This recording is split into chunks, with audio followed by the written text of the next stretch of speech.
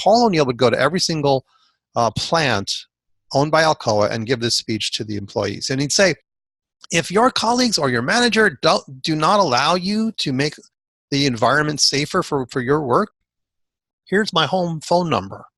Call me. And people did call him. And when they did, he took action.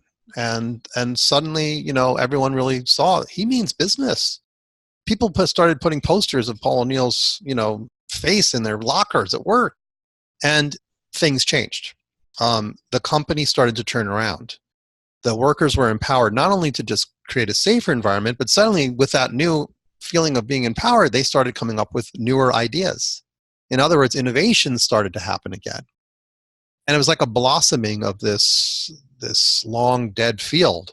And suddenly the stock price started climbing up and up and up. And the number of lost work days, which is when you can't come to work because you've been injured, those went down and down and down. And then comes 2000, the year 2000, which is when, after 13 years at the helm, Paul O'Neill leaves.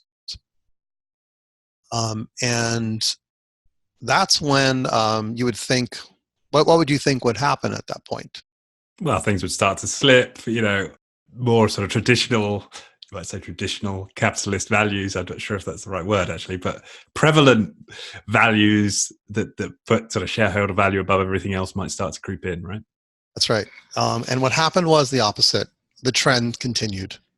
The trend of lost work days continued to go down. The stock price continued to climb. In other words, even after he left, it remained the same, right? That is to say, he changed the DNA of the company.